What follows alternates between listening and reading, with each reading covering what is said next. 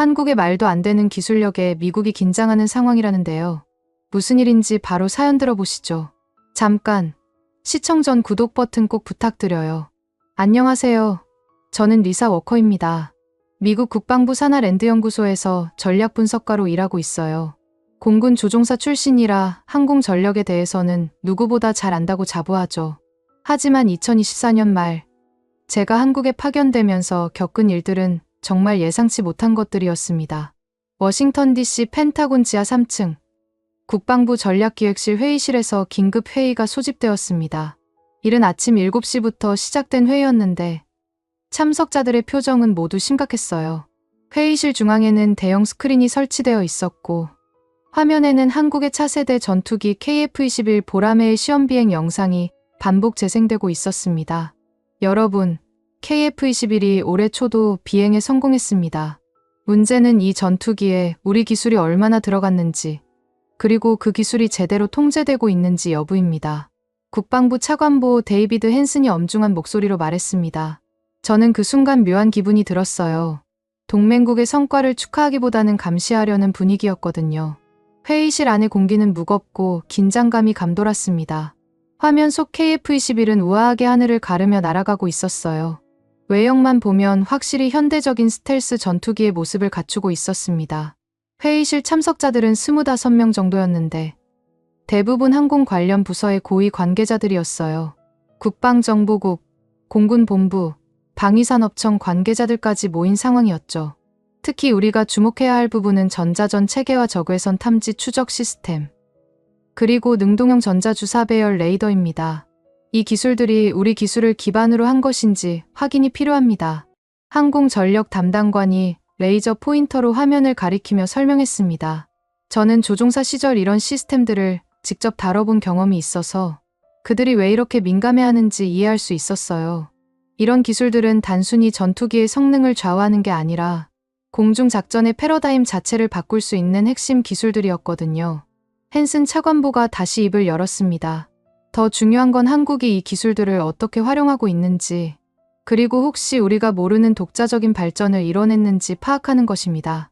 만약 그들이 우리 기술을 바탕으로 새로운 혁신을 만들어냈다면 그것 자체가 문제가 될 수 있습니다.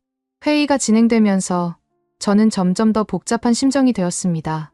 한편으로는 기술 보안의 중요성을 이해했지만 다른 한편으로는 동맹국에 대한 이런 의심이 과연 옳은 것인지 의문이 들었거든요. 특히 한국은 한국전쟁 이후 70년 넘게 우리와 함께해온 혈맹 관계 아니었나요? 국방정보국 국장이 발언했습니다. 한국의 기술 발전 속도는 우리 예상을 뛰어넘고 있습니다. 반도체, 조선, 자동차 분야에서 이미 세계 최고 수준에 도달했고 이제 항공우주 분야로 영역을 확장하고 있어요. 문제는 그 과정에서 우리 기술이 어떻게 활용되고 있는가 하는 점입니다. 워커 박사, 당신이 적임자입니다. 랜드연구소 출신의 조종사 경험까지 있으니 기술적 세부 사항도 파악할 수 있을 것입니다. 더구나 한국에서 근무한 경험도 있지 않습니까? 헨슨 차관보가 저를 직접 지목했습니다.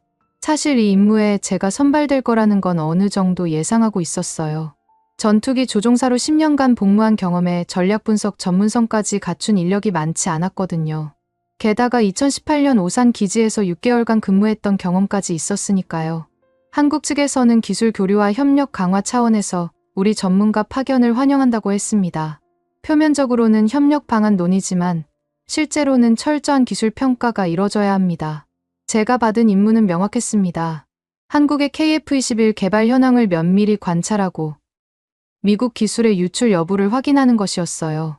특히 우리가 기술 이전을 승인하지 않은 부분에서 유사한 기술이 나타났는지, 그리고 우리 기술을 바탕으로 독자적인 발전을 이뤘는지 파악해야 했습니다.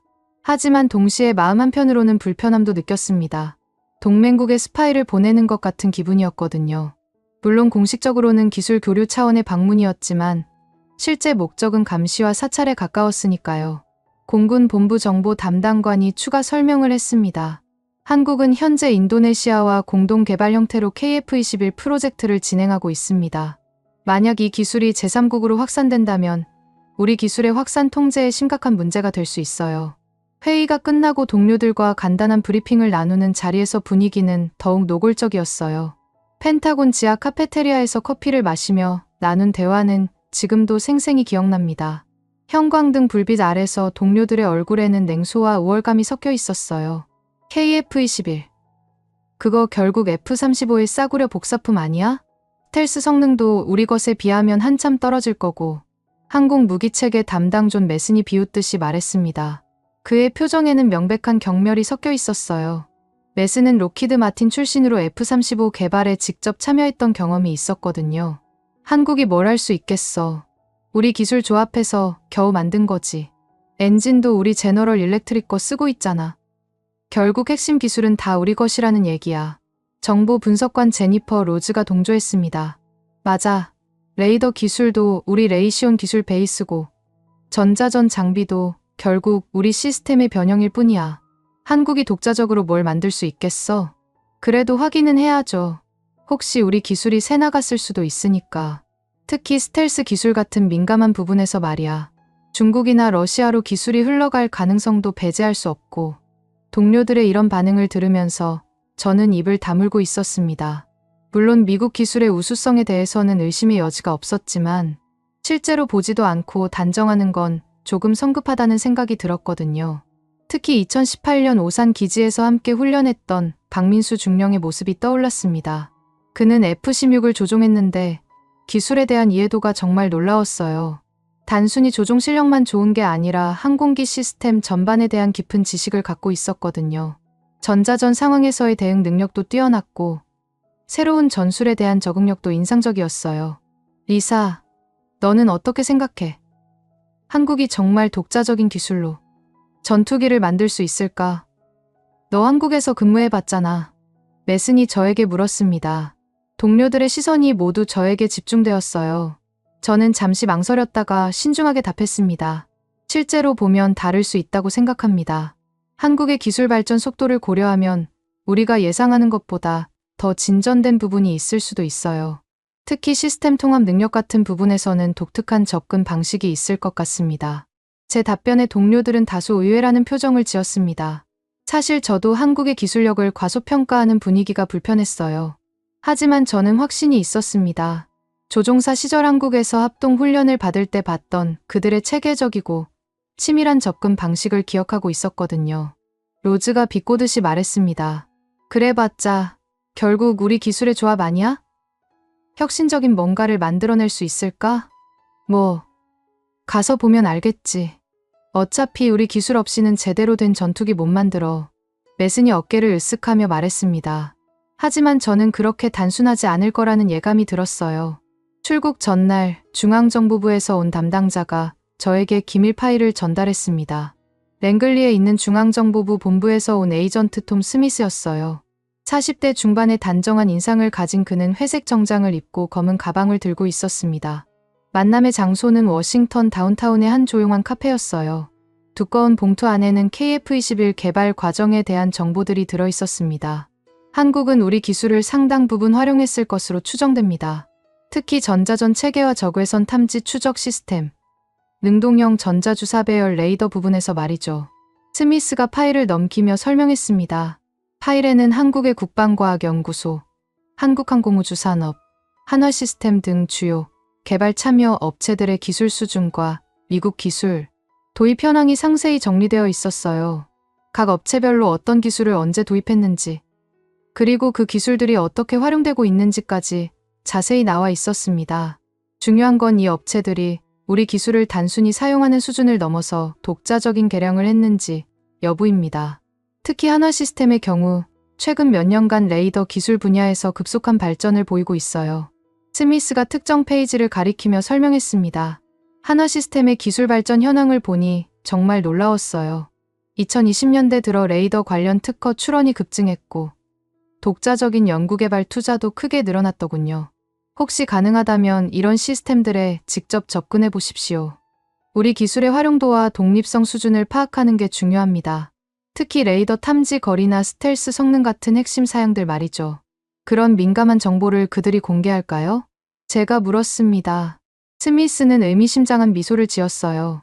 직접적으로는 안 할 겁니다. 하지만 시험 과정에서 관찰할 수 있는 부분들이 있을 거예요. 당신의 전문성이 필요한 이유죠. 조종사 출신이니까 시스템의 실제 성능을 추정할 수 있을 테니까. 스미스가 또 다른 파일을 꺼냈습니다. 이건 우리가 특히 주목하고 있는 부분들입니다. 가능하면 전자전 체계, 적외선 탐지 추적 시스템, 능동형 전자주사 배열 레이더에 접근하라고 했죠? 이 세 가지가 핵심입니다. 만약 우리 기술이 무단으로 변용되거나 역설계되었다면 어떻게 하죠? 제가 물었습니다.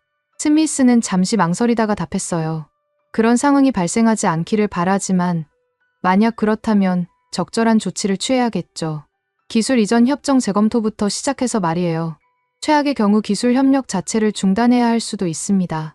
담당자의 말을 들으면서 저는 복잡한 심정이었습니다. 동맹국에 대한 기술 감시 임무라는 게 달갑지 않았거든요. 하지만 직업적 의무감으로 받아들일 수밖에 없었어요. 국가 기밀과 기술 보안은 개인 감정보다 중요한 문제였으니까요. 집으로 돌아가는 길에 저는 한국에서 보낸 시간들을 떠올렸습니다. 2018년 공군 교환 장교로 오산 기지에서 6개월간 근무했던 기억이 났어요.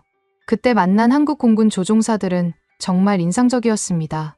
기술적 이해도가 높았고 무엇보다 새로운 기술에 대한 흡수 능력이 뛰어났거든요. 특히 박민수 중령과 함께했던 훈련이 기억났습니다. 그는 복잡한 전자전 상황에서도 침착하게 대응했고 시스템의 한계를 정확히 파악하고 있었어요. 어려운 기동 중에도 레이더와 전자전 장비를 능숙하게 다뤘죠. 그때 저는 한국 조종사들의 기술적 역량에 깊은 인상을 받았었습니다.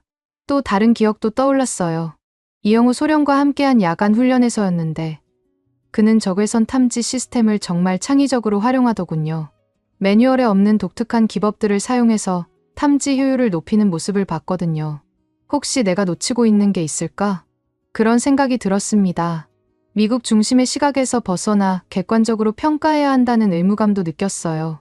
편견 없이 사실 그대로를 봐야 정확한 분석이 가능하겠죠.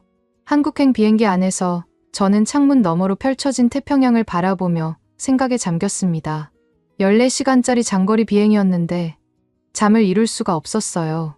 기내에서 제공하는 영화도 보고 책도 읽어봤지만 집중이 안 되더군요.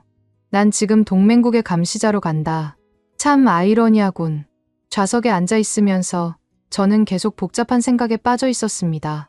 한편으로는 임무에 대한 책임감이 있었지만 다른 한편으로는 한국에 대한 미안함도 있었어요. 그들은 우리를 동맹으로 믿고 있는데 우리는 의심의 눈으로 바라보고 있으니까요. 기내 승무원이 한국 전통차를 서비스하면서 웃으며 인사했습니다. 그 순간 저는 더욱 복잡한 기분이 들었어요. 이렇게 친절한 사람들의 나라에 의심을 품고 가는 제 자신이 부끄러워졌거든요. 비행기가 인천공항에 착륙하기 전까지 저는 계속 그 생각을 했어요.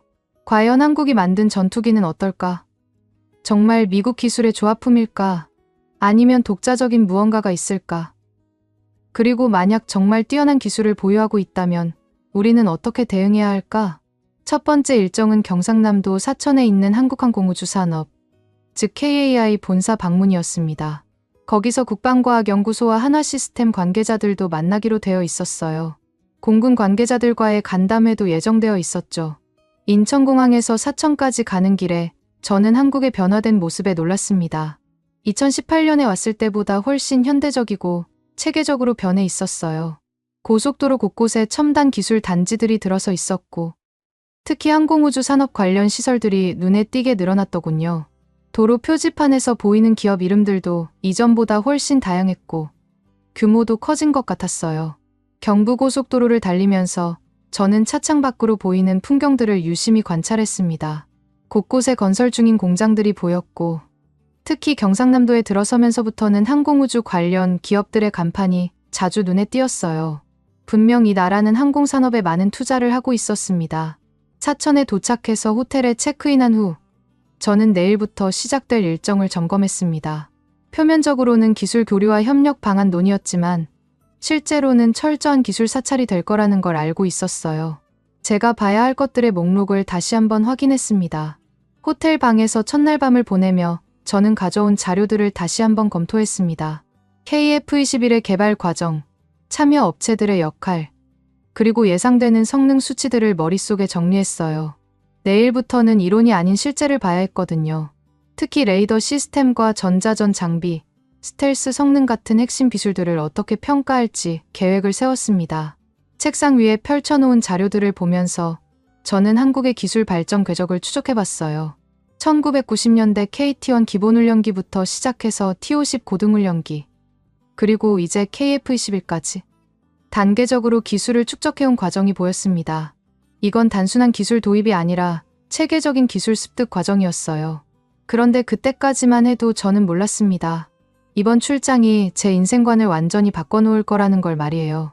한국인들이 보여줄 것들이 단순히 기술 조합이 아니라 완전히 다른 차원의 전략적 사고였다는 걸 알게 될 줄은 꿈에도 몰랐죠. 새벽 5시쯤 잠이 깼을 때 저는 호텔 창문 너머로 보이는 사천 비행장을 바라봤습니다. 멀리서 활주로의 불빛들이 반짝이고 있었어요. 바로 저곳에서 KF-21이 하늘을 날고 있다는 생각을 하니 묘한 설렘과 긴장감이 동시에 밀려왔습니다. 과연 오늘부터 제가 보게 될 것들은 무엇일까요? 미국의 예상대로 우리 기술의 조합품일까? 아니면 완전히 다른 무언가일까요? 사천 비행시험장에 도착한 첫날 아침, 저는 한국항공우주산업 관계자들의 안내를 받으며 시설을 둘러봤습니다. 공항과는 다른 분위기였어요. 민간 공항의 상업적인 냄새 대신 군사적 긴장감과 기술적 정밀함이 느껴지는 곳이었죠.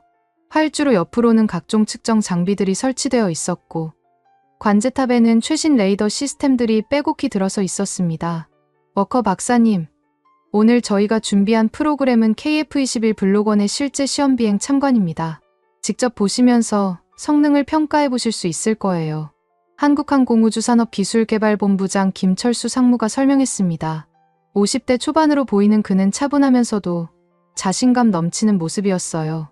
옆에는 국방과학연구소에서 온 박영민 박사와 한화시스템 이정호 팀장이 함께 있었습니다.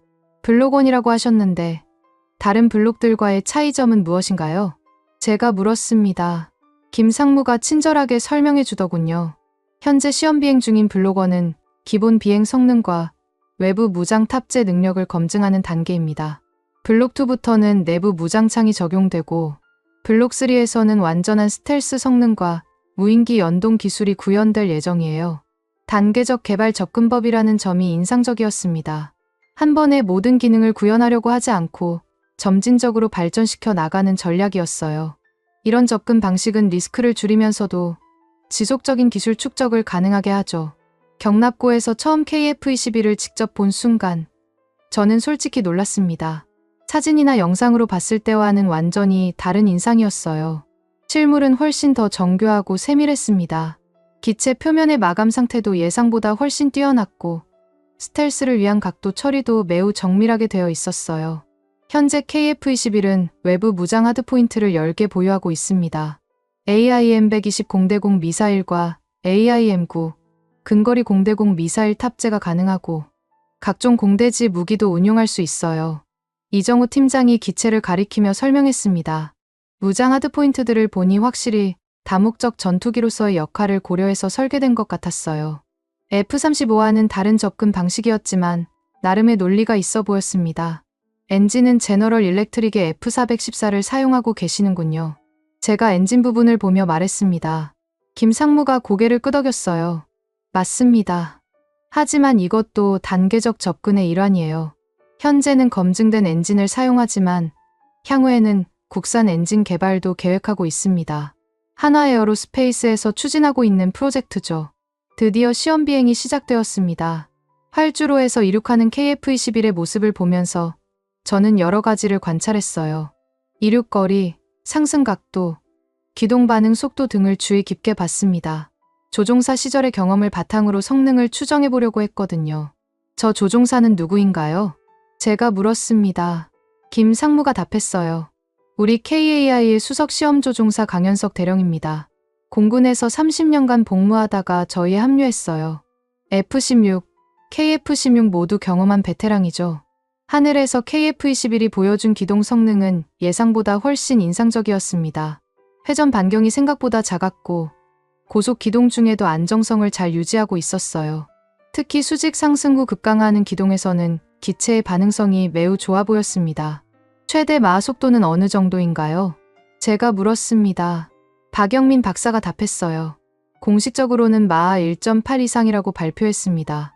하지만 실제로는 그보다 더 높은 성능을 보이고 있어요. 구체적인 수치를 말하지 않는 점이 흥미로웠습니다. 의도적으로 정확한 성능을 공개하지 않고 있다는 느낌이 들었어요. 이어서 AESA 레이더 시연이 시작되었습니다. 별도의 시설로 이동해서 레이더 시스템을 직접 볼 수 있었어요. 한화 시스템에서 개발한 레이더였는데 외관상으로는 최신 AESA 레이더의 모든 특징을 갖추고 있었습니다. 이 레이더는 저희가 ADD와 공동으로 개발한 완전 국산 제품입니다. 천여 개의 송수신 모듈을 탑재하고 있어요. 이정우 팀장이 자랑스럽게 설명했습니다. 레이더 안테나를 보니 확실히 정교하게 만들어진 것 같았어요. 송수신 모듈들의 배치도 체계적으로 되어 있었고 냉각 시스템도 잘 설계된 것 같았습니다. 탐지 거리는 어느 정도인가요? 제가 물었습니다. 이번에도 구체적인 답변은 피했어요. 전투기 크기의 목표물에 대해서는 충분한 탐지 거리를 확보하고 있습니다. 하지만 정확한 수치는 보안상 공개하기 어려워요. 대신 시연을 보여주겠다고 했습니다. 별도의 테스트기가 하늘에서 비행하는 동안 레이더로 추적하는 모습을 보여줬어요. 보잉 737을 개조한 테스트기였는데 레이더가 정확하게 포착하고 추적하고 있었습니다. 저 테스트기까지의 거리는 약 200km입니다. 하지만 이것보다 훨씬 먼 거리에서도 탐지가 가능해요. 박영민 박사가 설명했습니다. 200km라면 상당한 거리였어요. 대형 항공기가 아닌 전투기라면 탐지 거리가 줄어들겠지만 그래도 인상적인 성능이었습니다. 레이더 시연 중에 흥미로운 점을 발견했습니다. 화면에 표시되는 정보의 질이 예상보다 높았어요. 단순히 목표물의 위치만 보여주는 게 아니라 속도, 고도, 예상 기종까지 분석해서 보여주고 있었거든요. 이런 기능은 고도의 신호 처리 기술이 필요한 부분이었어요. 신호 처리 알고리즘도 자체 개발하신 건가요? 제가 물었습니다. 이정우 팀장이 고개를 끄덕였어요. 네, 저희가 독자적으로 개발한 알고리즘을 사용하고 있습니다. 특히 다중 목표 추적이나 전자전 대응 부분에서는 독특한 접근법을 적용했어요. 독자적인 알고리즘이라는 말이 인상적이었습니다. 단순히 하드웨어만 만든 게 아니라 소프트웨어까지 자체 개발했다는 얘기였거든요. 이는 기술적으로 상당한 수준을 의미했어요. 다음으로 IRST 시연이 시작되었습니다. 적외선 탐지 추적 시스템은 레이더와는 다른 방식으로 목표물을 탐지하는 장비예요. 특히 스텔스 기능이 있는 목표물에 대해서는 레이더보다 효과적일 수 있는 시스템이죠. IRST는 LIG X1에서 개발했습니다. 적외선 센서의 해상도와 감도가 매우 높아요. 김 상무가 설명했습니다. IRST 시스템을 보니 외관상으로는 서구의 최신 시스템들과 비슷해 보였어요. 하지만 내부 기술은 어떨지 궁금했습니다. 시연에서는 멀리 있는 항공기의 열신호를 포착하는 모습을 보여줬어요. 화면에는 목표물의 적외선 영상이 선명하게 나타났습니다. 해상도가 상당히 좋았고 목표물의 세부적인 형태까지 구분할 수 있을 정도였어요. 탐지 거리나 정확도에 대한 구체적인 수치를 알 수 있을까요? 제가 물었습니다. 하지만 이번에도 명확한 답변은 피했어요. 전투기 크기의 목표물에 대해서는 실용적인 거리에서 탐지가 가능합니다. 하지만 정확한 수치는 작전 보안상 공개하기 어려워요. KAI 관계자들의 이런 반응이 계속 반복되고 있었습니다. 어떤 질문을 해도 구체적인 성능 수치는 공개하지 않으려고 했어요. 대신 시연을 통해 일정 수준의 성능이 있다는 것만 보여주고 있었습니다. 점심시간에 KAI 관계자들과 함께 식사를 하면서 좀 더 자유로운 대화를 나눌 수 있었습니다. 한국 전통 음식으로 차려진 식탁에서 분위기가 한결 편안해졌어요. 블록2와 블록3는 언제 완성될 예정인가요? 제가 물었습니다. 김 상무가 답했어요. 블록2는 내년 중에 시험 비행을 시작할 예정입니다. 내부 무장창이 핵심인데 이게 적용되면 스텔스 성능이 크게 향상될 거예요. 블록3는 그 다음 단계로 MUMT 기술과 완전한 스텔스 성능이 구현됩니다. MUMT는 유인기와 무인기의 협업 기술을 의미했어요. 최근 전 세계적으로 주목받고 있는 차세대 전투 개념이었죠. 한국도 이런 기술을 개발하고 있다는 게 놀라웠습니다. 무인기 연동 기술은 어느 정도까지 개발되어 있나요? 제가 물었습니다. 박영민 박사가 답했어요. 현재 기본적인 데이터 링크는 완성되어 있고 실제 연동 시험도 진행하고 있습니다. KF-21 한 대가 여러 대의 무인기를 지휘할 수 있는 시스템이에요. 이런 기술이 실제로 구현된다면 전투 양상이 완전히 바뀔 수 있었어요. 조종사 한 명이 여러 대의 무인기를 동시에 운용할 수 있다면 전력 증배 효과가 엄청날 테니까요. 오후에는 한화 시스템에서 별도로 준비한 시연을 봤습니다. 전자전 체계와 관련된 내용이었는데 이 부분은 특히 민감한 기술 영역이었어요. 전자전 능력은 현대 공중전에서 생존성을 결정하는 핵심 요소거든요. 저희 전자전 시스템은 위협 신호의 자동 식별과 대응이 가능합니다. 조종사의 개입 없이도 기본적인 방어 기동을 수행할 수 있어요. 한화 시스템 전자전 담당 최민호 부장이 설명했습니다. 자동 대응 시스템이라는 건 상당히 고도의 기술이었어요. 위협을 식별하고 적절한 대응책을 실시간으로 선택하는 인공지능 기술이 필요하거든요. 시연에서는 가상의 위협 신호에 대한 대응 과정을 보여줬습니다. 시스템이 위협을 탐지하고 분석한 후 적절한 전자적 대응책을 자동으로 실행하는 모습이었어요. 반응 속도가 매우 빨랐고 대응의 정확성도 높아 보였습니다. 이런 기술은 어디서 습득하신 건가요? 제가 물었습니다. 최 부장이 답했어요. 기본적인 개념은 해외 기술을 참고했지만 실제 구현은 저희가 독자적으로 개발했습니다. 특히 한국의 지리적 특성과 작전 환경을 고려한 최적화가 이루어졌어요. 독자적인 개발이라는 표현이 계속 나오고 있었습니다. 기술 도입은 했지만 그것을 바탕으로 자체적인 발전을 이뤘다는 의미로 해석되었어요. 하루 일정이 끝나갈 무렵 저는 전체적인 인상을 정리해봤습니다. 확실히 예상보다 높은 수준의 기술력을 보유하고 있었어요. 하지만 동시에 뭔가 아쉬운 부분도 있었습니다. 구체적인 성능 수치를 공개하지 않아서 정확한 평가가 어려웠거든요. 왜 탐지거리나 정확도는 명확히 발표하지 않는 건가요? 제가 마지막으로 질문했습니다. 김 상무가 잠시 생각하더니 답했어요. 지금은 보여줄 만큼만 보여드리고 있습니다. 모든 성능을 공개할 필요는 없다고 생각해요. 특히 잠재적 경쟁국들이 지켜보고 있는 상황에서는 더욱 그렇죠. 이 답변이 가장 인상적이었습니다. 의도적으로 일부만 공개하고 있다는 걸 솔직하게 인정한 거였어요. 이는 전략적 사고가 바탕에 있다는 의미였습니다. 호텔로 돌아오는 길에 저는 오늘 본 것들을 정리했습니다. KF-21은 분명 인상적인 전투기였어요. 하지만 그것보다 더 인상적인 건 한국 기술자들의 접근 방식이었습니다. 단순히 기술을 모방하는 수준을 넘어서 자신들만의 방식으로 발전시키고 있었거든요. 특히 보여줄 만큼만 보여준다는 말이 계속 머릿속에 맴돌았습니다. 이는 기술적 능력뿐만 아니라 전략적 사고까지 갖추고 있다는 의미였어요. 과연 그들이 숨기고 있는 것들은 무엇일까요? 그리고 왜 모든 것을 공개하지 않는 걸까요? 호텔 방으로 돌아온 저는 첫날 보고서를 작성하기 시작했습니다. 노트북을 켜고 오늘 본 것들을 정리하면서 초기 평가를 내려야 했어요. 펜타곤에서 기다리고 있을 상급자들을 위한 중간 보고서였죠. KF-21 블록1 시험 비행 참관 결과 전반적으로 현대적 전투기의 기본 요건을 충족하는 수준으로 평가됨. 기동성과 무장 플랫폼으로서의 기능은 비교적 우수하나 F-35 대비 혁신적 위협 요소는 발견되지 않음. 이렇게 첫 문장을 썼습니다. 하지만 뭔가 부족한 느낌이 들었어요. 오늘 본 것들이 정말 전부일까? 한국 관계자들이 보여줄 만큼만 보여준다고 한 말이 계속 머릿속에 맴돌았거든요. 보고서를 마저 작성하면서 저는 객관적인 관점을 유지하려고 노력했습니다. 현재까지 관찰된 바로는 미국 기술의 무단 유출이나 역설계 흔적은 발견되지 않음. 다만 추가 관찰이 필요한 부분들이 존재함. 보고서를 전송한 후 저는 오늘 촬영한 KF-21 기동 영상을 다시 천천히 재생해봤습니다. 공식적으로는 기록 목적이라고 했지만 실제로는 면밀한 분석을 위한 자료 수집이었어요. 영상을 반복해서 보면서 저는 점점 이상한 점들을 발견하기 시작했습니다. 첫 번째로 눈에 띈 건 기동 반응 속도였습니다. KF-21이 급격한 방향 전환을 할 때의 반응성이 공개된 수치보다 훨씬 빨라 보였어요. 조종사 시절의 경험으로 판단해보니 이 정도 반응 속도라면 공개된 추력 대비 중량비보다 실제 성능이 더 좋아야 했습니다. 영상을 슬로우 모션으로 재생하면서 저는 더 자세히 관찰했습니다. 특히 수직 상승 후 급강하는 구간에서 기체의 움직임이 매우 안정적이었어요. 이런 기동은 비행 제어 시스템의 성능이 뛰어나야 가능한 것이었죠. 혹시 그들이 공개한 성능 수치가 실제보다 낮게 설정된 건 아닐까? 그런 생각이 들었습니다. 의도적으로 실제 성능보다 낮은 수치를 공개해서 경쟁국들의 관심을 분산시키는 전략일 수도 있었어요. 이런 접근법은 군사 기술 개발에서 종종 사용되는 방법이었거든요.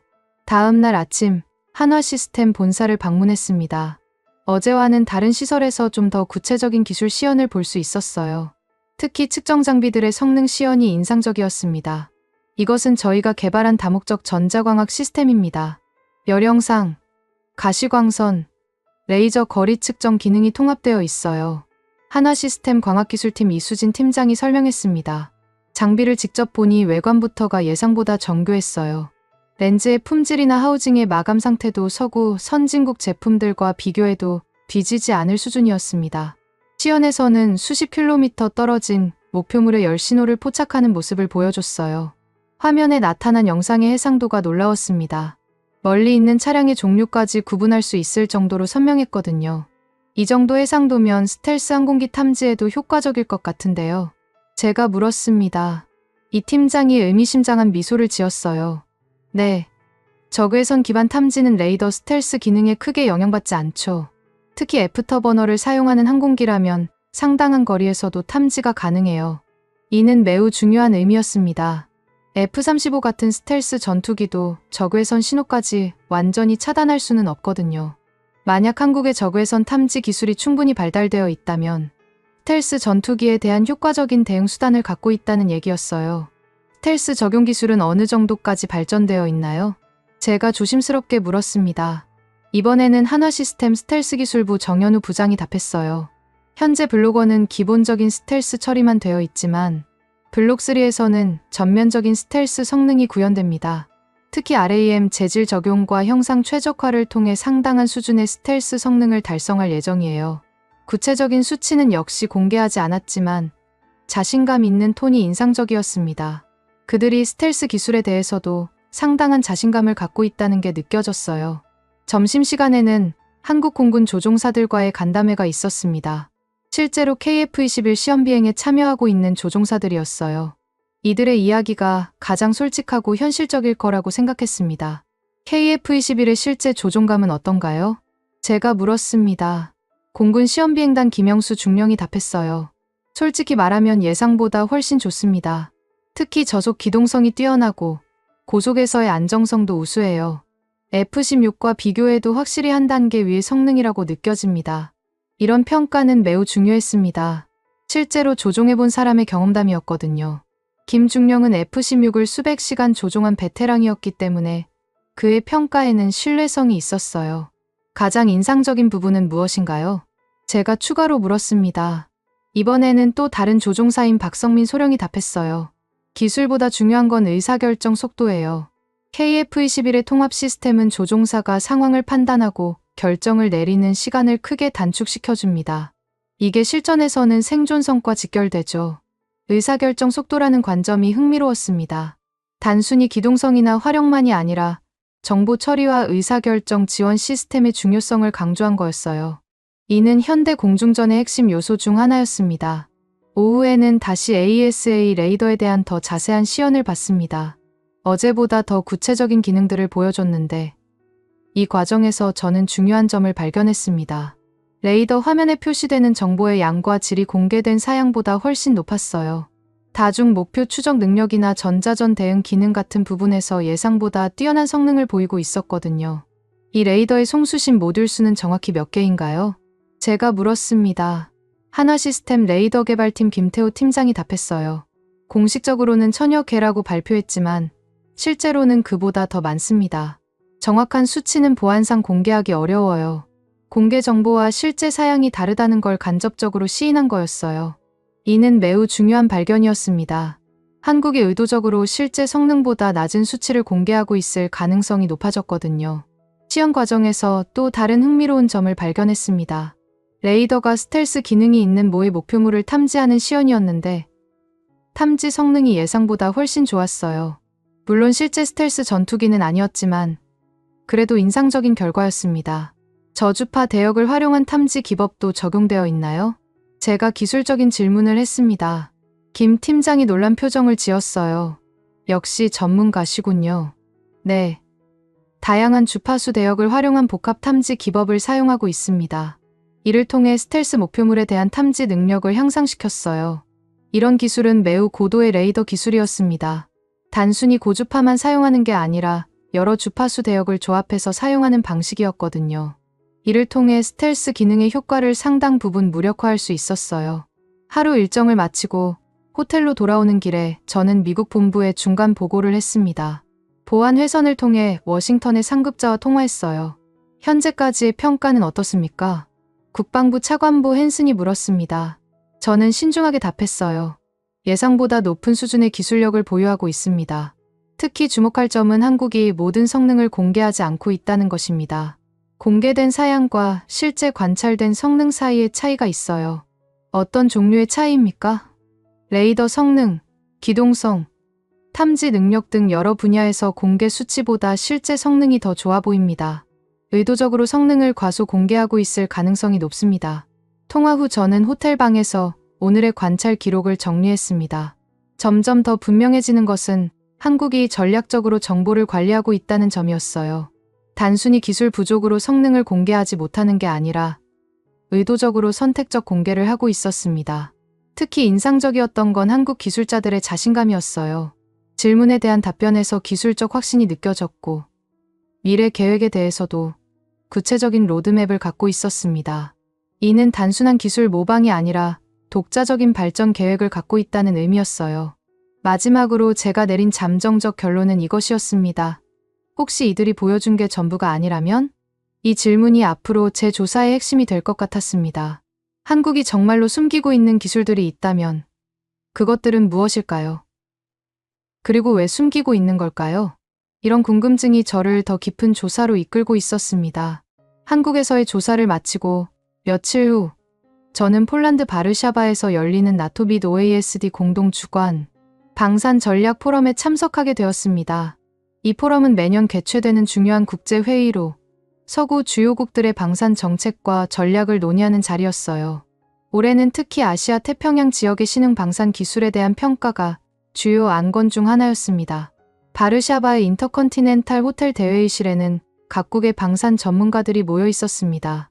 폴란드, 프랑스, 이탈리아, 일본, 터키 등 주요국 대표들이 참석했고 각자 자국의 방산 정책과 기술 현황을 발표할 예정이었어요. 회의실 분위기는 전문적이면서도 약간의 경쟁 의식이 느껴졌습니다. 첫날 오전 세션은 유럽 각국의 차세대 전투기 개발 현황에 대한 발표였습니다. 프랑스의 라팔 업그레이드 계획, 독일과 스페인이 참여하는 FCAS 프로젝트, 영국의 템페스트 프로그램 등이 소개되었어요. 각국 대표들은 자국 기술의 우수성을 강조하며 자신감 넘치는 발표를 했습니다. 오후 세션에서 드디어 KF-21에 대한 주제 회의가 시작되었습니다. 아시아 태평양 지역 신흥 전투기 기술 평가라는 제목으로 진행된 이 회의에서 KF-21이 주요 논의 대상이었어요. 저는 한국에서의 관찰 경험을 바탕으로 발표할 예정이었지만 다른 참석자들의 반응을 먼저 듣고 싶었습니다. 영국 BAE 시스템즈에서 온 로버트 스미스 부사장이 첫 번째 발언자였습니다. KF-21을 F-35와 비교한다면 기술적 격차는 명백합니다. 스텔스 성능, 센서 융합, 네트워크 중심 전투 능력 등 모든 면에서 한 세대 이상의 차이가 있어요. 그의 발언에 다른 참석자들이 고개를 끄덕였습니다. 이어서 프랑스 다소 아비에이션의 피에르 뒤랑 기술이사가 발언했어요. 라팔과 비교해봐도 마찬가지입니다. 실전 경험도 없고 검증된 기술 기반도 부족해요. 결국 가격 경쟁력으로만 승부하려는 전략 같은데 이건 기술 종속국의 전형적인 접근법이죠.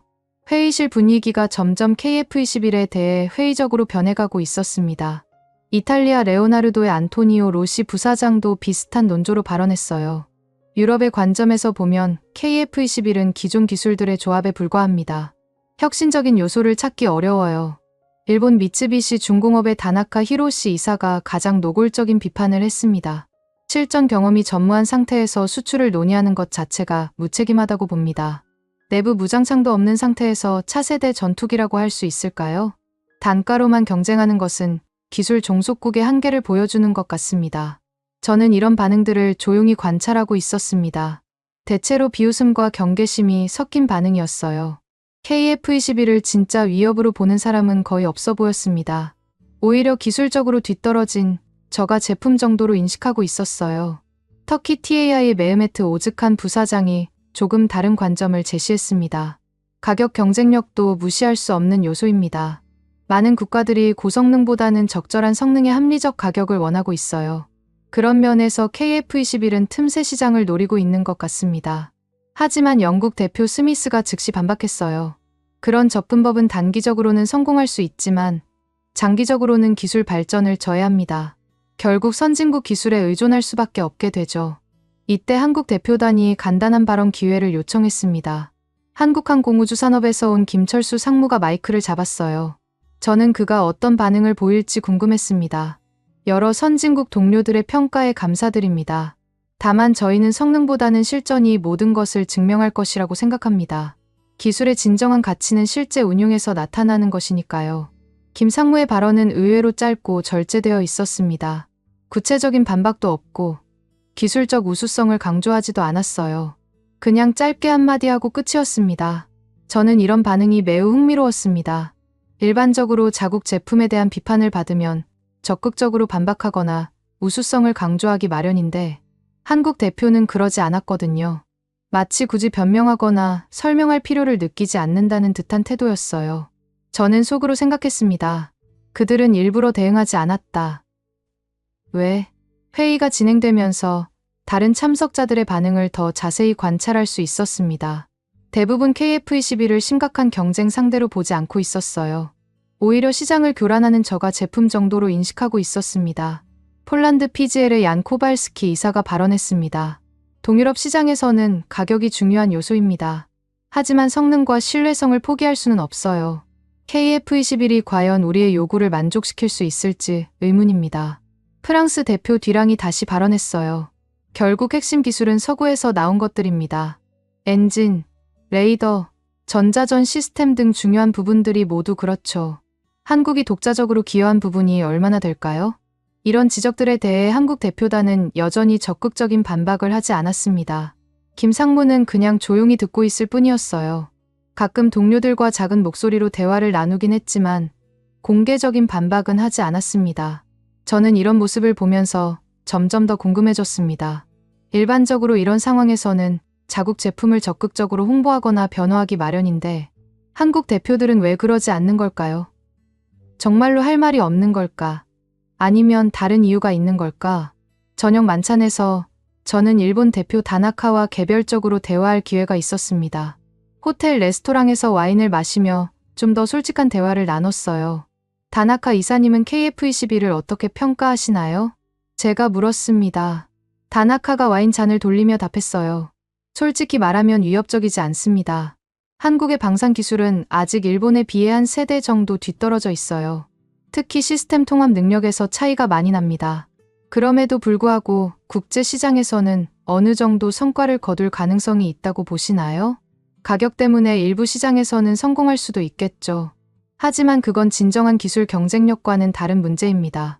한국 무기는 결국 미완성 기술들의 집합체일 뿐이에요. 다나카의 평가는 매우 단정적이었습니다. 기술적 우위에 대한 확신이 느껴졌어요. 하지만 저는 한국에서 본 것들을 생각하며 과연 그럴까 하는 의문이 들었습니다. 혹시 한국이 의도적으로 성능을 과소 공개하고 있을 가능성은 생각해 보셨나요? 제가 조심스럽게 물었습니다. 다나카가 웃으며 답했어요. 그럴 이유가 있을까요? 수출을 위해서는 성능을 적극적으로 홍보해야 하는데 굳이 숨길 필요가 있을까요? 아마 공개할 만한 성능이 없어서 그런 것 같은데요. 회의 이틀째 각국의 차세대 전투기 로드맵에 대한 발표가 있었습니다. 유럽 각국은 FCAS나 템페스트 같은 6세대 전투기 개발 계획을 자신감 있게 발표했어요. 미국의 NGAD 프로그램에 대한 소개도 있었습니다. 이런 발표들을 들으면서 저는 기술 발전의 방향성에 대해 생각해봤습니다. 모든 선진국들이 비슷한 방향으로 기술을 발전시키고 있었어요. 더 높은 스텔스 성능, 더 강력한 센서, 더 정교한 네트워크 연결 등이 공통된 목표였습니다. 하지만 한국은 다른 접근법을 취하고 있는 것 같았어요. 최고 성능을 추구하기보다는 실용적이고 경제적인 해결책을 찾고 있었습니다. 이것이 과연 올바른 전략일까요? 회의 마지막 날, 종합 토론 시간이 있었습니다. 각국 대표들이 자유롭게 의견을 교환하는 시간이었어요. 저는 이때 한국 대표들의 반응을 더 자세히 관찰했습니다. 영국 대표 스미스가 마지막 정리 발언을 했습니다. 결국 21세기 공중전의 미래는 기술적 우위에 달려 있습니다. 아무리 저렴해도 기술적으로 뒤떨어진 무기로는 현대전에서 생존할 수 없어요. 프랑스 대표 뒤랑도 동조했습니다. 나팔의 인도, 그리스 수출 성공 사례를 보면 결국 검증된 기술과 실전 경험이 가장 중요한 요소입니다. 이런 발언들에 대해 다른 참석자들은 박수를 치며 동의를 표했습니다. 하지만 한국 대표들은 여전히 조용했어요. 박수도 형식적으로 몇 번 칠 뿐이었습니다. 회의가 끝나고 대표들이 일어서서 서로 인사를 나누는 동안 저는 조용히 박수를 치면서 속으로 생각했습니다. 우린 속고 있을지도 몰라. 왜 이런 생각이 들었을까요? 한국 대표들의 태도가 너무 의외였기 때문입니다. 자국 제품에 대한 비판을 받으면서도 전혀 동요하지 않았고 적극적인 반박도 하지 않았어요. 마치 그런 비판들이 중요하지 않다는 듯한 태도였습니다. 일반적으로 기술이 부족하거나 자신감이 없는 경우라면 더욱 적극적으로 변명하거나 해명하려고 하기 마련입니다. 하지만 한국 대표들은 정반대의 반응을 보였어요. 너무 침착하고 여유로웠습니다. 이런 태도는 두 가지 중 하나를 의미할 수 있었습니다. 첫 번째는 정말로 기술적 열세를 인정하고 포기한 상태일 수도 있었어요. 하지만 제가 한국에서 본 기술자들의 자신감을 생각하면 이 가능성은 낮아 보였습니다. 두 번째는 그들이 우리가 모르는 무언가를 갖고 있다는 것이었습니다. 공개되지 않은 기술이나 성능, 또는 우리가 예상하지 못한 전략적 접근법 말이에요. 만약 이것이 맞다면 우리가 KF-21을 과소평가하고 있을 가능성이 있었습니다. 바르샤바에서 워싱턴으로 돌아가는 비행기 안에서 저는 이번 회의에서 얻은 정보들을 정리했습니다. 서구 주요국들은 모두 KF-21을 심각한 위협으로 보지 않고 있었어요. 기술적으로 뒤떨어진 저가 제품 정도로 인식하고 있었습니다. 하지만 저는 점점 다른 생각을 하게 되었습니다. 한국의 전략이 단순히 기술 부족 때문이 아니라 의도적인 선택일 수도 있다는 생각 말이에요. 모든 성능을 공개하지 않고 비판에 대해서도 적극적으로 반박하지 않는 것이 오히려 전략적 판단일 수 있었습니다. 만약 한국이 정말로 우리가 예상하는 것보다 뛰어난 기술을 갖고 있다면 그것을 일부러 숨기고 있는 이유는 무엇일까요? 경쟁국들의 경계심을 누그러뜨리기 위해서일까요? 아니면 더 큰 전략적 목적이 있는 걸까요? 이런 의문들이 저를 더 깊은 조사로 이끌었습니다. 표면적으로 드러난 것들 말고 숨겨진 진실을 찾아야 한다는 생각이 들었어요. 과연 한국이 정말로 우리 모두를 속이고 있는 걸까요? 바르샤바 회의에서 돌아온 후 며칠이 지나 저는 예상치 못한 연락을 받았습니다. 한국 대표단에서 추가적인 기술 교류를 위해 다시 한번 방문해달라는 요청이 온 것이었어요. 표면적으로는 나토 회의에서 제기된 기술적 질문들에 대한 답변을 제공하고 더 구체적인 협력 방안을 논의하자는 내용이었습니다. 국방부에서는 이런 기회를 놓칠 수 없다고 판단했어요. 특히 바르샤바 회의에서 한국 측에 애매한 태도를 보고받은 상급자들은 더 정확한 정보가 필요하다고 생각했거든요. 저 역시 지난번 방문에서 생긴 의문들을 해결하고 싶었습니다. 이번에는 좀 더 깊이 있는 기술 검토가 가능할 것 같았어요. 한국 측에서 KAI 내부 회의에 비공식적으로 참관할 수 있게 해주겠다고 했거든요. 블록3 개발 전략 브리핑이라는 제목의 회의였는데 이는 아직 공개되지 않은 미래 계획에 대한 내용이었습니다. 사천에 다시 도착한 저는 이전과는 다른 분위기를 느꼈습니다. 첫 방문 때보다 훨씬 더 개방적인 태도였어요. 한국 관계자들이 더 구체적인 정보를 공유할 준비가 되어 있는 것 같았습니다. KAI 본사 회의실에서 열린 블록3 개발 전략 브리핑은 정말 인상적이었습니다. 참석자는 20여 명 정도였는데 KAI, ADD, 한화시스템, LIG넥스원 등 주요 개발 업체의 핵심 인력들이 모여 있었어요. 저는 관찰자 자격으로 뒤쪽에 앉아서 브리핑을 들었습니다. 블록3에서 가장 핵심적인 변화는 내부 무장창 적용입니다. 현재 설계상으로는 4발의 중거리 공대공 미사일을 내장할 수 있어요. KAI 설계팀장 이현수 상무가 3D 모델을 보여주며 설명했습니다. 화면에 나타난 KF-21 블록3의 모습은 블록1과는 확연히 달랐어요. 기체 하부에 매끄럽게 통합된 무장창이 보였고 외부 무장 하드포인트도 더 정교하게 설계되어 있었습니다. 내부 무장창의 크기와 형태는 AMRAAM 기준으로 최적화되어 있습니다. 하지만 향후 개발될 다른 미사일 시스템도 수용할 수 있도록 여유 공간을 확보했어요. 무장창 설계를 보니 단순히 기존 미사일만 고려한 게 아니라 미래의 확장성도 염두에 둔 것 같았습니다. 이런 접근법은 장기적인 운용 계획이 잘 수립되어 있다는 의미였어요. 항전 장비 통합에 대한 설명도 흥미로웠습니다. 블록3에서는 모든 센서 정보가 중앙 처리 장치를 통해 통합됩니다. 레이더, IRST, 전자전 시스템, 데이터 링크 등이 하나의 통합 시스템으로 작동해요. ADD 항전체계팀 박진우 박사가 시스템 구조도를 보여주며 설명했습니다. 센서 융합 기술이라고 불리는 이 분야는 현대 전투기의 핵심 기술 중 하나였어요.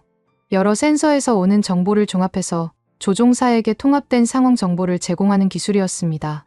특히 주목할 점은 AI 기반 위협 분석 시스템입니다. 기계학습을 통해 위협 패턴을 자동으로 인식하고 대응 방안을 제시해요. 이 부분에서 저는 놀랐습니다. AI 기반 위협 분석 시스템이라니, 이는 정말 첨단 기술이었거든요. 미국에서도 아직 실용화 단계에 있는 기술이었는데 한국이 이미 개발하고 있다는 게 의외였어요. 브리핑이 계속되면서 더욱 놀라운 내용들이 나왔습니다. 블록3에서 사용하는 RAM 재질은 기존보다 전자기파 흡수율이 30% 향상되었습니다. 목표는 RCS 0.01제곱미터 미만 달성이에요. 한화시스템 스텔스 기술부 정현우 부장의 발언이었습니다. RCS 0.01제곱미터라면 상당히 높은 수준의 스텔스 성능이었어요. 이 정도면 F-35와 비교해도 크게 뒤지지 않는 수준이었습니다. RAM 재질은 자체 개발한 건가요? 제가 조심스럽게 질문했습니다. 정 부장이 고개를 끄덕였어요. 네, 국내 연구소와 공동으로 개발한 신소재입니다. 기존 해외 제품보다 성능은 향상되면서 비용은 절반 수준으로 낮췄어요. 이런 기술 개발이 정말 가능한 건지 의문이 들었습니다. 스텔스 재료 기술은 매우 고도의 화학공학 기술이 필요한 분야였거든요. 하지만 그들의 자신 있는 태도를 보니 허풍은 아닌 것 같았어요. 점심시간 후에는 LIG 넥스원에서 IRST 관련 발표를 했습니다. 현재 개발 중인 차세대 IRST는 기존보다 탐지 거리가 50% 증가했습니다. 특히 스텔스 항공기에 대한 탐지 능력이 크게 향상되었어요. LIG 넥스원 전자광학팀 김수연 팀장의 설명이었습니다.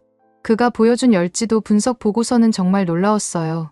다양한 조건에서의 탐지 시뮬레이션 결과가 상세히 나와 있었는데 대공 레이더 회피율이 예상보다 훨씬 높았습니다. 이 데이터가 실제 시험 결과인가요? 제가 물었습니다. 김 팀장이 답했어요. 네, 실제 비행 시험에서 얻은 데이터입니다. 다양한 고도와 날씨, 조건에서 수백 번의 시험을 실시했어요. 실제 시험 데이터라면 신뢰성이 높았습니다. 단순한 시뮬레이션이 아니라 실제 환경에서 검증된 결과였거든요. 이 정도 성능이라면 기존의 스텔스 전투기들도 충분히 탐지할 수 있을 것 같았어요. 오후 세션에서는 MUMT 기술에 대한 발표가 있었습니다.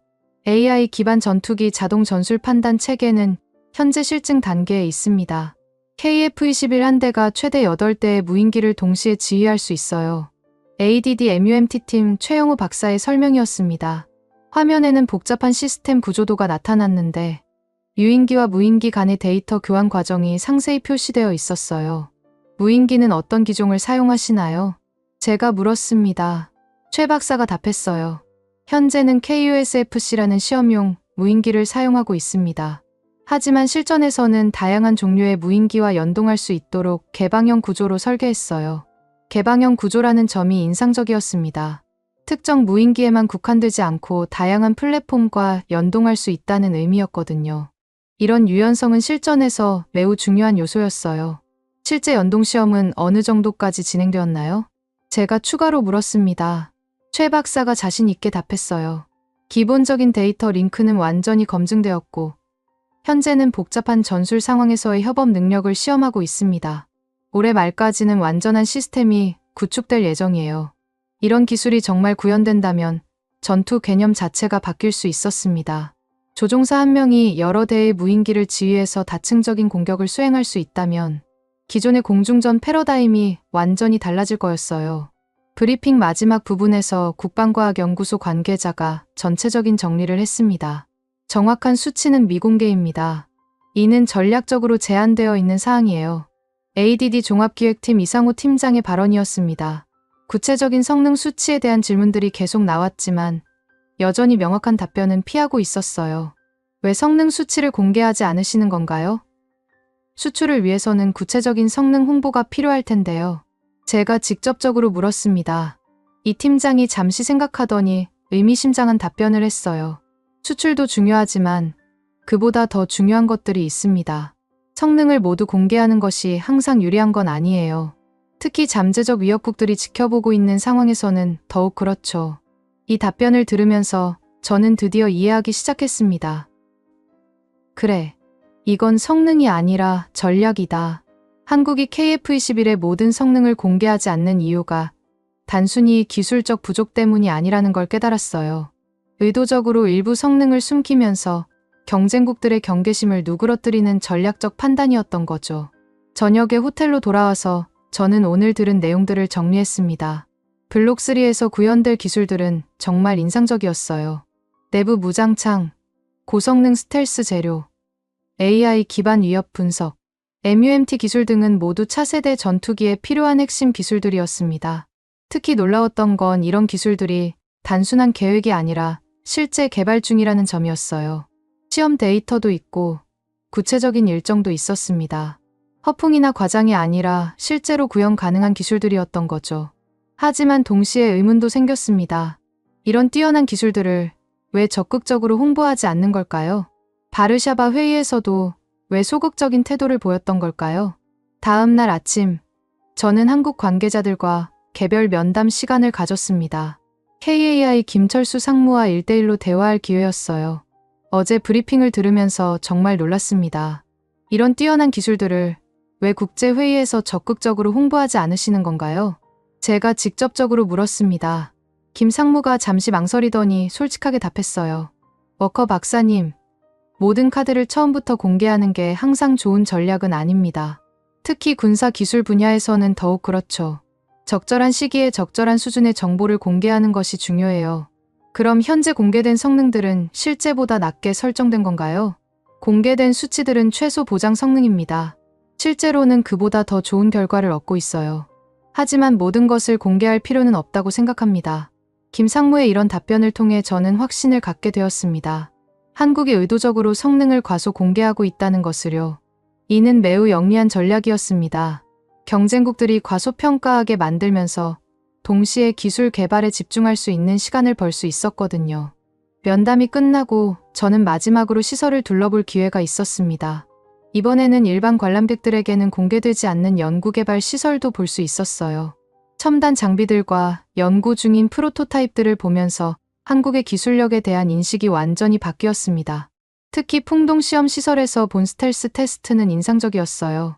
KF-21의 축소 모델을 이용해서 다양한 각도에서 전자기파 반사를 측정하고 있었는데 그 결과가 예상보다 훨씬 좋았습니다. 한국을 떠나는 비행기 안에서 저는 이번 방문의 의미를 되새겼습니다. 처음 한국에 왔을 때는 미국 기술의 유출 여부를 확인하러 온 감시자였어요. 하지만 지금은 완전히 다른 생각을 하고 있었습니다. 한국이 보여준 것은 단순한 기술 조합이 아니었어요. 체계적인 기술 축적과 전략적 사고가 결합된 결과였습니다. 그들은 우리가 예상하는 것보다 훨씬 앞서 있었고 동시에 그 사실을 의도적으로 숨기고 있었어요. 이건 기술보다 전략이 뛰어난 나라였다. 이것이 제가 내린 결론이었습니다. 한국은 단순히 기술을 개발하는 것을 넘어서 그 기술을 어떻게 활용할지에 대한 장기적인 전략을 갖고 있었어요. 그리고 그 전략의 핵심은 적절한 시기에 적절한 수준의 정보 공개였습니다. 앞으로 이런 전략이 어떤 결과를 가져올지 매우 궁금했습니다. 과연 한국이 우리 모두를 놀라게 할 무언가를 준비하고 있는 걸까요? 미국으로 돌아온 후 며칠이 지나지 않아 저는 예상치 못한 광경을 목격했습니다. 주요 언론 매체들과 방산 전문지들에서 KF-21에 대한 기사들이 쏟아져 나오기 시작한 거예요. 하지만 그 내용들은 제가 한국에서 직접 본 것과는 전혀 달랐습니다. 에이비에이션 위크의 헤드라인이 KF-21 이완성 저가기체로 판명이었어요.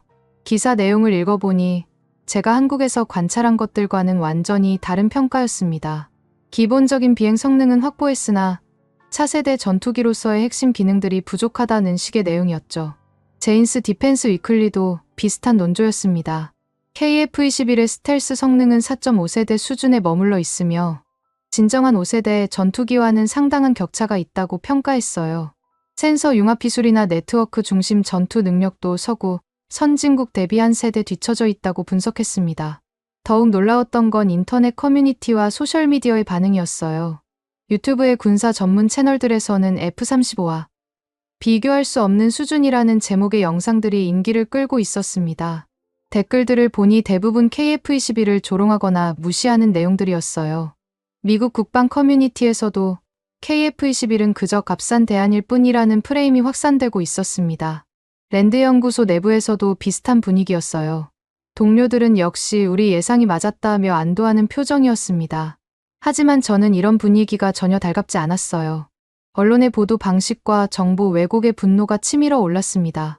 제가 직접 한국에서 본 것들과 이런 기사들 사이에는 엄청난 괴리가 있었거든요.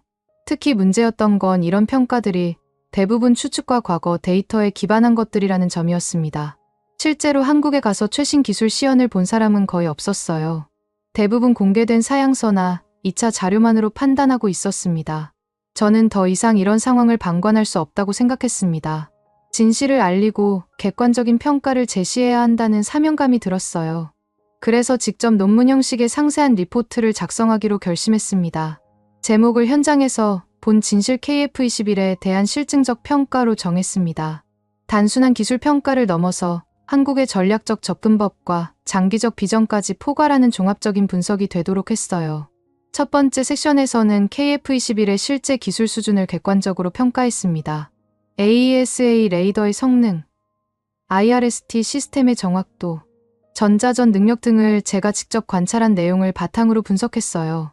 공개된 사양과 실제 관찰된 성능 사이의 차이점도 상세히 기록했습니다.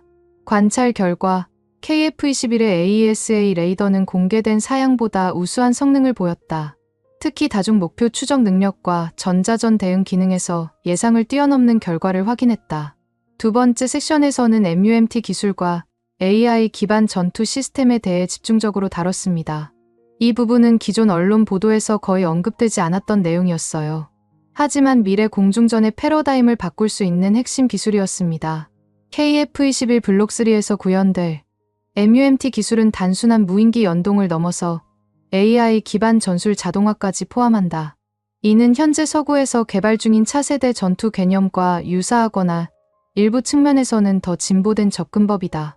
세 번째 섹션에서는 스텔스 기술의 진화 가능성을 분석했습니다.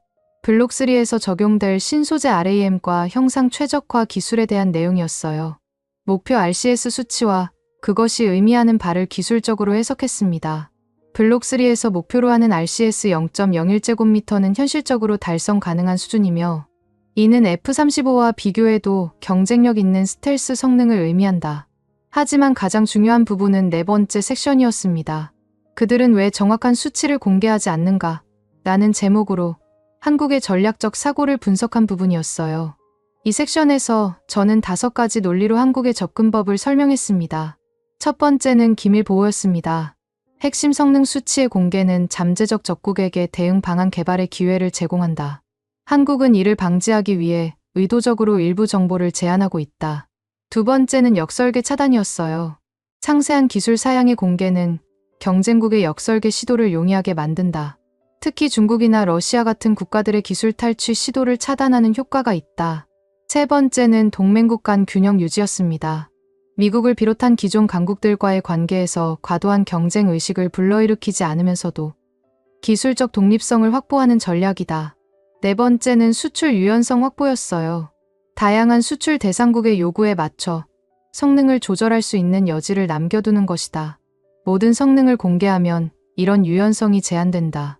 다섯 번째는 예산 지속성 유지였습니다. 과도한 성능 홍보는 국내외적으로 예산 증액 압박을 받을 수 있다. 적절한 수준의 공개는 안정적인 개발 환경을 보장한다. 이런 분석을 통해 저는 한국의 접근법이 단순한 기술 개발을 넘어서 포괄적인 전략적 사고에 기반하고 있다는 결론을 내렸습니다. 리포트의 마지막 부분에서 저는 개인적인 소감을 적었습니다. 이번 조사를 통해 확인한 것은 KF-21이 단순한 기술적 성취물이 아니라는 점이다. 이는 한국이라는 국가의 장기적 비전과 전략적 사고가 구현된 결과물이다. 기존의 평가들이 놓치고 있는 핵심은 기술보다 전략이 뛰어난 나라였다는 점이다. 한국은 기술 개발과 동시에 그 기술을 어떻게 활용하고 관리할 것인가에 대한 체계적인 계획을 갖고 있었다. 리포트를 완성하는 데는 약 한 달이 걸렸습니다. 총 150페이지 분량의 상세한 분석서였어요. 기술적 내용뿐만 아니라 전략적 함의까지 포괄하는 종합적인 평가서였습니다. 완성된 리포트를 국방부에 제출하기 전에 저는 다시 한번 내용을 점검했습니다. 객관적이고 공정한 평가가 되었는지, 개인적인 편견은 없는지 꼼꼼히 검토했어요. 동시에 이 리포트가 가져올 파장에 대해서도 생각해봤습니다. 분명히 기존의 평가와는 정반대되는 내용이었거든요. KF-21을 무시하거나 과소평가하던 분위기에 정면으로 도전하는 내용이었습니다. 하지만 이것이 제가 직접 보고 경험한 진실이었어요. 리포트를 제출한 후 저는 복잡한 심정이었습니다. 한편으로는 진실을 밝혔다는 만족감이 있었지만 다른 한편으로는 이로 인한 후폭풍이 걱정되기도 했어요. 특히 동료들이나 상급자들의 반응이 어떨지 예상하기 어려웠습니다. 하지만 저는 확신했습니다. 전문가로서 책임감을 갖고 객관적인 평가를 제시하는 것이 옳다고 생각했어요. 편견이나 선입견에 휘둘리지 않고 사실에 기반한 분석을 하는 것이 제 역할이었습니다. 며칠 후 리포트에 대한 첫 반응들이 나오기 시작했습니다. 국방부 내부에서는 의견이 갈렸어요. 일부는 새로운 관점의 분석이라며 긍정적으로 평가했지만 다른 일부는 기존 입장과 다르다며 의구심을 표했습니다. 랜드 연구소 내부에서도 논란이 일었습니다. 제 직속 상관인 마이클 존슨 부소장은 흥미로운 분석이지만 좀 더 신중한 접근이 필요하다며 유보적인 입장을 보였어요. 하지만 저는 후회하지 않았습니다. 진실을 말하는 것이 전문가의 의무라고 생각했거든요. 설령 그것이 불편한 진실이라 할지라도 말이에요. 이 리포트는 곧 더 큰 파장을 불러일으킬 것이었습니다. 한국의 KF-21에 대한 인식을 바꾸는 계기가 될 수도 있었어요. 아니면 저 개인에게 큰 시련이 될 수도 있었습니다. 하지만 중요한 건 진실이었습니다. 제가 한국에서 본 것들은 분명 기존의 평가와는 다른 차원의 성취였어요. 그리고 그 성취의 핵심은 기술이 아니라 전략이었습니다. 한국은 단순히 좋은 전투기를 만드는 것을 넘어서 그 전투기를 통해 무엇을 달성하고자 하는지에 대한 명확한 비전을 갖고 있었어요. 그리고 그 비전을 실현하기 위한 체계적인 전략을 수립하고 실행하고 있었습니다. 이것이 바로 제가 리포트에서 전달하고자 했던 핵심 메시지였습니다. KF-21은 기술적 성취물이기도 했지만 그보다 더 중요한 것은 한국이라는 국가의 전략적 역량을 보여주는 사례였다는 점이었어요. 제 리포트가 국방부와 랜드연구소 내부에 유출된 지 일주일 만에 예상치 못한 일이 벌어졌습니다. 워싱턴 포스트의 국방 전문 기자 데이비드 클라크가 저에게 연락을 해온 거예요.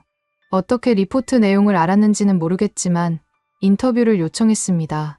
워커 박사님의 분석이 기존 평가와 상당히 다르다고 들었습니다. 이에 대해 공개적으로 의견을 밝힐 의향이 있으신가요? 클라크 기자의 질문이었습니다. 저는 잠시 망설였어요. 공개적으로 발언하는 것은 큰 파장을 일으킬 수 있었거든요. 하지만 동시에 잘못된 정보가 계속 확산되는 것도 막아야 한다는 생각이 들었습니다.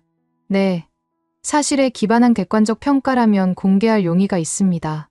제가 답했습니다. 며칠 후 워싱턴 포스트에 KF-21에 대한 새로운 시각이라는 제목의 기사가 실렸어요. 제 리포트의 핵심 내용들이 요약되어 소개되었습니다. 기사가 나간 직후부터 반응이 쏟아지기 시작했습니다. 국방부 내부에서는 제가 승인 없이 언론에 발언했다며 불쾌감을 표했어요. 랜드 연구소에서도 비슷한 반응이었습니다. 존 메슨을 비롯한 동료 연구자들은 더욱 직접적인 비판을 했습니다. 리사가 한국에 너무 매료된 것 같다. 객관성을 잃은 거 아닌가? 라는 식의 말들이 돌기 시작했어요. 하지만 더 큰 논쟁은 민간 연구소와 학계에서 일어났습니다.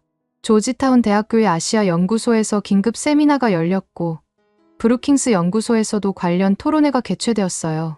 제 분석에 대한 찬반 의견이 팽팽하게 맞섰습니다. 찬성 측에서는 기존 평가가 편견에 치우쳐 있었다며 제 분석을 지지했습니다. 특히 MIT의 항공우주공학과 교수들은 현장 관찰에 기반한 실증적 분석이라며 긍정적으로 평가했어요. 반대 측에서는 한 명의 관찰자 시각만으로는 전체를 판단할 수 없다며 신중문을 펼쳤습니다. 로키드 마틴 출신의 전문가들은 F-35와의 기술 격차는 여전히 존재한다고 주장했어요. 가장 날카로운 비판은 국방 전문 언론에서 나왔습니다. 디펜스 뉴스는 KF-21은 그저 조립 체계일 뿐이라는 제목의 사설을 실었어요. 핵심 기술들이 모두 서구에서 온 것인데 어떻게 독자적 성취라고 할 수 있는가라는 내용이었습니다. 밀리터리닷컴도 비슷한 논조였습니다. 현실적으로 KF-21이 F-35나 라팔 같은 검증된 전투기와 경쟁할 수 있다고 보기 어렵다며 제 분석을 비판했어요. 이런 비판들을 보면서 저는 다시 한번 생각해봤습니다. 혹시 제가 한국에 대해 너무 긍정적으로 평가한 건 아닐까? 객관성을 잃은 건 아닐까?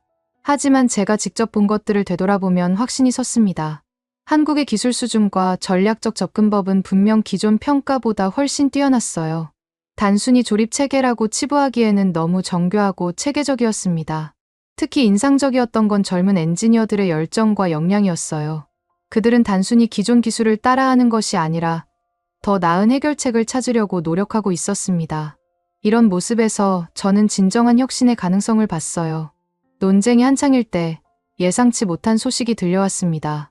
한국이 말레이시아, 사우디아라비아, UAE와 기술 교류 협약을 발표한 거였어요.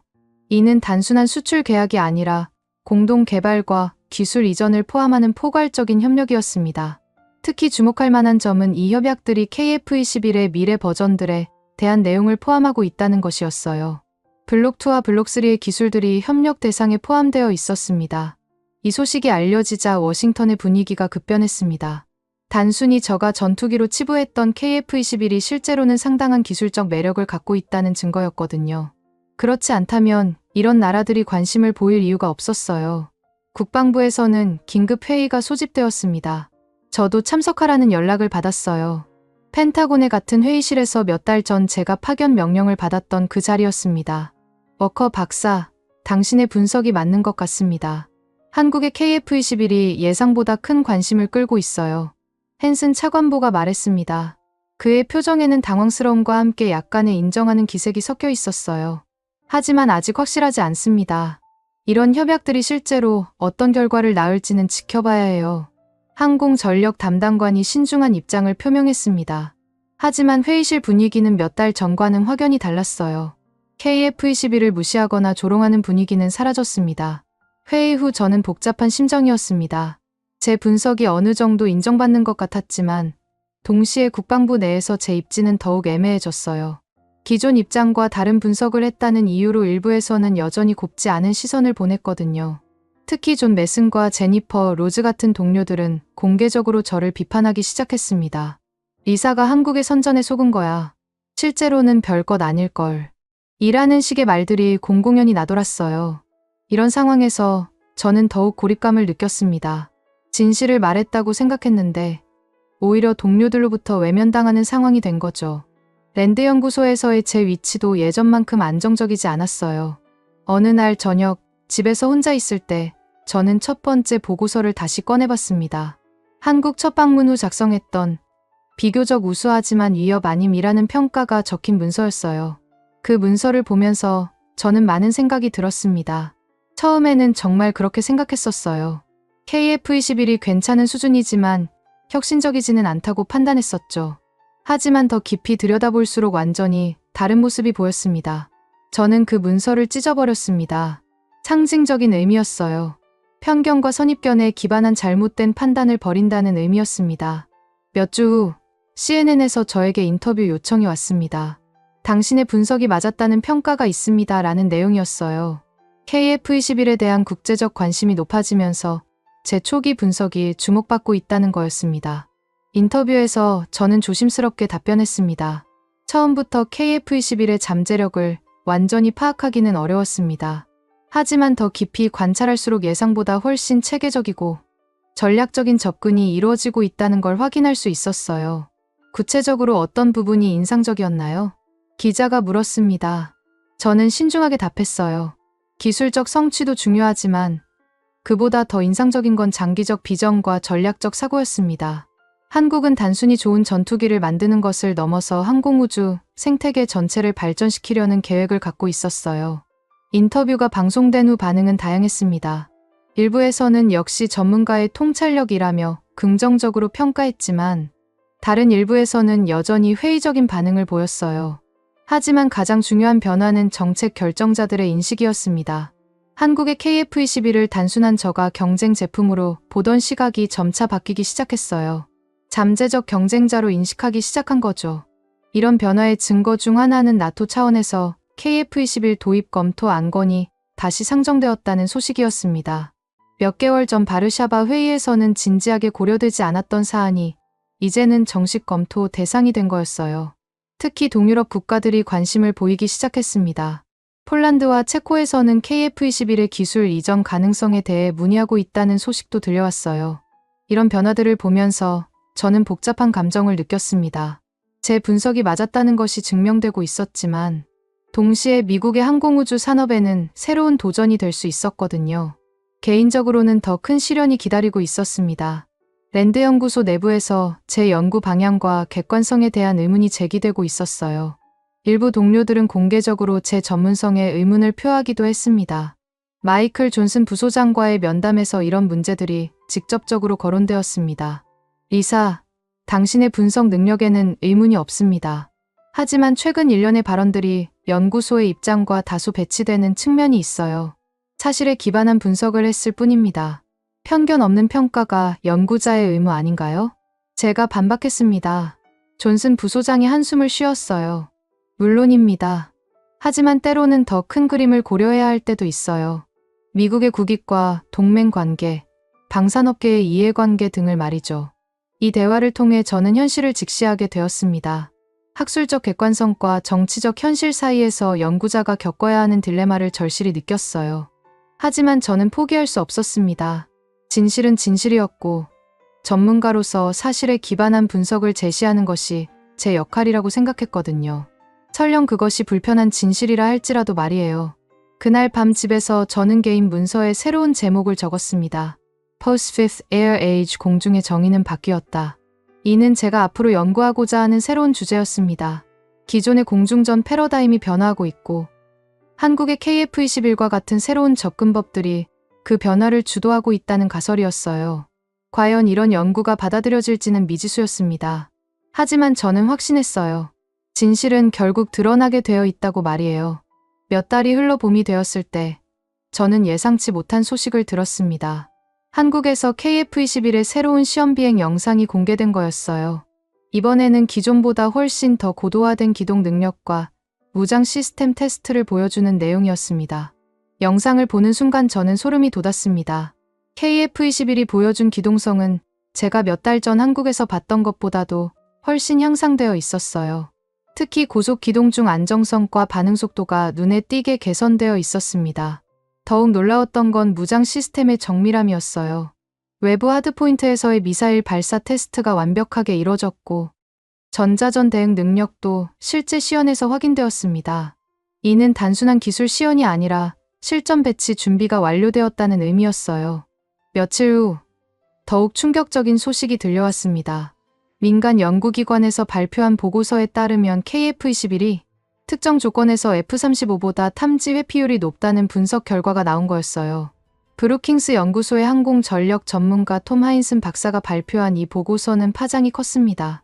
KF21의 적외선 탐지 추적 시스템과 능동형 전자주사 배열 레이더의 조합은 특정 전자전 환경에서 F-35의 센서 융합 시스템보다 효과적일 수 있다는 내용이었거든요. 하인슨 박사는 특히 한국의 접근법을 높이 평가했습니다. 복잡한 시스템보다는 검증된 기술들의 최적 조합을 추구한 결과 오히려 더 안정적이고 효율적인 성능을 확보했다고 분석했어요. 이런 보고서들이 나오자 나토 회의에서 KF21 도입 검토 안건이 다시 상정되었습니다. 이번에는 진지한 검토 대상이었어요. 폴란드, 체코, 그리스 등이 구체적인 관심을 표명했습니다. 특히 그리스의 움직임이 주목받았습니다. 그리스 공군 참모총장이 직접 한국을 방문해서 KF21을 시찰했고 돌아와서 예상보다 훨씬 인상적인 성능이라고 평가했거든요. 터키도 비슷한 움직임을 보였습니다. 자국의 TFX 개발과 병행해서 KF21의 일부 기술 도입을 검토하고 있다는 소식이 나왔어요. 이는 한국의 기술력을 간접적으로 인정하는 것이었습니다. 하지만 가장 큰 변화는 일본에서 일어났습니다. 몇 달 전 바르샤바 회의에서 미완성 기술의 집합체라고 혹평했던 미쓰비시 중공업에서 한국과의 기술, 협력 가능성을 타진하고 있다는 소식이 들려온 거였어요. 일본의 FX 사업이 예산 문제로 지연되면서 KF21의 일부 기술을 참고하는 방안을 검토하고 있다는 것이었습니다. 특히 무인기 연동 기술과 인공지능, 기반 전투 시스템에 대한 관심이 높았어요. 더욱 놀라운 소식은 한국에서 차세대 엔진 개발 계획을 발표한 것이었습니다. 한화에어로스페이스가 주도하는 이 프로젝트는 현재 KF-21에 사용되는 F414를 완전히 대체할 수 있는 국산 엔진을 목표로 하고 있었어요. 이 엔진 개발 프로젝트의 목표 사양을 보니 정말 놀라웠습니다. 현재 엔진보다 추력은 20% 향상되면서 연료 효율성은 25% 개선한다는 계획이었어요. 게다가 정비 주기도 2배로 늘린다는 야심찬 목표였습니다. 한국 언론 보도를 자세히 분석해보니 더욱 흥미로운 내용들이 나왔습니다. 엔진 개발과 함께 블록4 버전에 대한 연구도 시작되었다는 소식이었어요.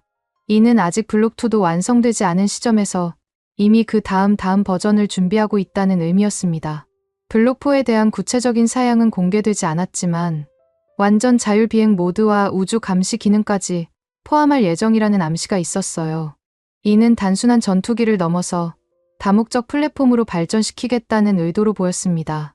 게다가 블록4 개발과 동시에 그 이후 버전들에 대한 기초 연구도 시작되었다는 소식도 있었어요. 아직 구체적인 내용은 공개되지 않았지만 6세대 전투기 기술을 선도적으로 적용할 계획이라고 했습니다. 이런 정보들을 종합해보면 한국의 장기 계획이 얼마나 체계적인지 알 수 있었어요. 단순히 KF-21 한 기종을 개발하는 것이 아니라 향후 30년간의 항공우주 기술 발전 로드맵을 갖고 있는 거였습니다. 개인 문서에 저는 새로운 제목을 써내려갔습니다. Post-Fifth Air Age 공중의 정의는 바뀌었다. 5세대 전투기의 정의가 바뀌고 있다. 기존의 스텔스, 초음속 순항, 센서 융합이라는 기준에서 벗어나 실용성, 경제성, 확장성이 새로운 기준이 되고 있다. 이런 내용으로 새로운 논문을 작성하기 시작했습니다. 한국의 사례를 중심으로 차세대 항공 전력의 새로운 패러다임을 분석하는 내용이었어요. 논문이 완성되어 학회에 제출되자 큰 반향이 일었습니다. 항공우주공학회에서는 제 논문을 주제로 특별 심포지엄을 개최하기로 했어요. MIT, 스탠포드, 조지아텍 등 주요 대학의 교수들이 참석할 예정이었습니다. 심포지엄에서 저는 확신에 찬 목소리로 발표했습니다. 한국의 KF-21 프로젝트는 단순한 전투기 개발이 아닙니다. 새로운 항공 전력 패러다임의 시작이에요. 청중들의 반응은 뜨거웠습니다.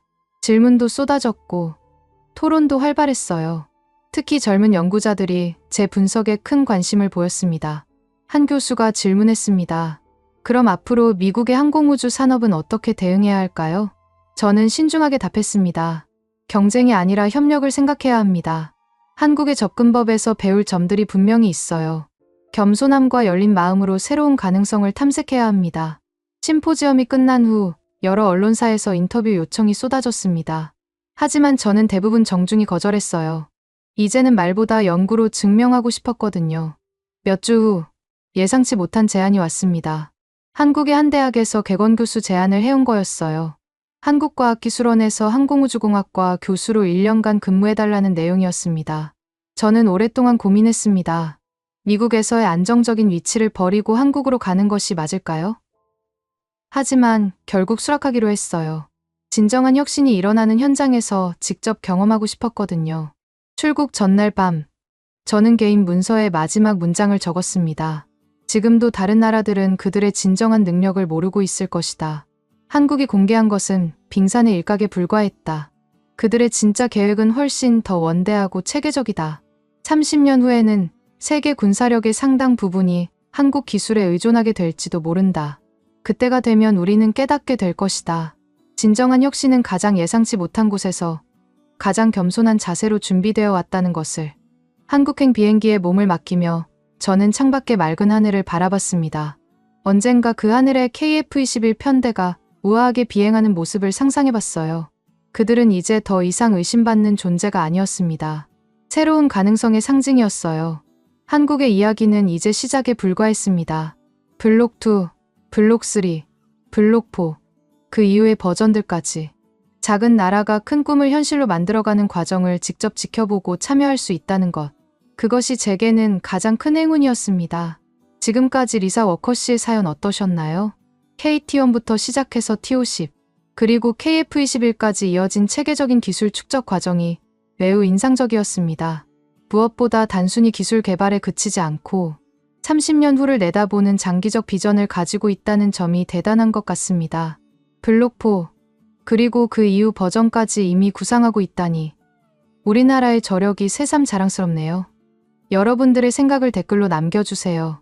여러분의 관심이 더 좋은 콘텐츠를 만드는 원동력이 됩니다. 감동을 향한 여정, 감동여행이었습니다. 감사합니다.